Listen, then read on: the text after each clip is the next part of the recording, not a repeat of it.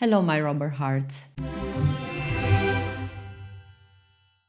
Today we are clearing up a confusion I see all the time in labs, in purchasing departments, and even in technical meetings. Someone looks at a datasheet, sees oil resistant, and immediately assumes the rubber will also survive fuels or aggressive solvents. Then the part swells, softens, cracks, or turns into a gummy mess, and everyone thinks something went wrong in compounding.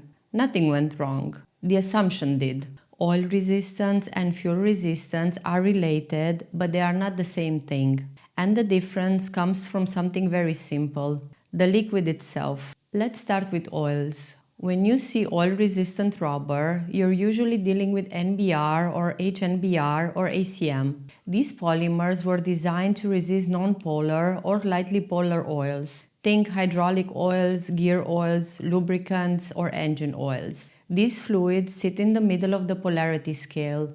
They don't attack the polymer backbone, they just try to diffuse into it. If your rubber has the right acrylonitrile content or the right polarity, it slows that diffusion. So the rubber might swell a little, but nothing dramatic happens. Then there are fuels. Gasoline, diesel, kerosene, and the aromatic blends used in industry behave completely differently. They are far more aggressive because they contain many small molecules that move fast, penetrate quickly, and interact with the polymer in a different way. A rubber that performs beautifully in engine oil can fail in fuel simply because the fuel components slip through the network far more easily. NBR with low ACN content can swell badly in gasoline. ACM can lose properties quickly. Even FKM, which is famous for chemical resistance, needs the right grade to resist fuels that contain oxygenates or aromatics. And this is where the mistake usually happens. Someone picks a rubber that handles hydraulic oil well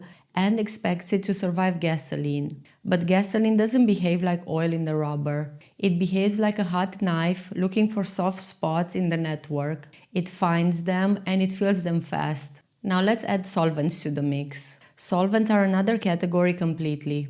Aromatic solvents like toluene and xylene can swell many elastomers aggressively. Ketones like MEG or acetone can tear down others. Alcohols behave differently again. The point is that chemical resistance is not a blanket property. Every liquid interacts with the rubber through polarity, molecular size, diffusivity, and sometimes actual chemical attack. So here is the simple idea that helps everything click. Oil resistance depends mainly on matching polarity and blocking diffusion. Fuel resistance depends on stopping very small, very active molecules from rushing into the network. Solvent resistance depends on the chemistry of the solvent and the chemistry of the polymer meeting in the wrong way. A material that shines in one group can collapse in another.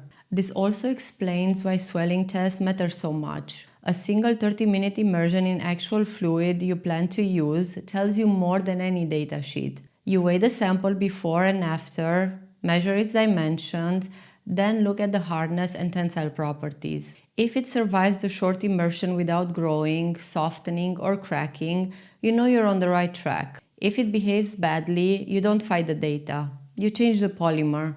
And now you also understand why formulators talk so much about acrylonitrile content in NBR. Higher ACN resists fuels better, but loses low temperature flexibility. Lower ACN has better cold properties, but swells more in aggressive fuels. It's always a trade-off. The same goes for choosing between FKM types or deciding if you need HNBR instead of standard NBR.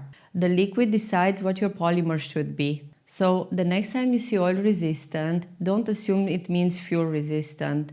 And when you see fuel resistant, don't assume it means also solvent resistant. These words sound similar, but the chemistry behind them could not be more different.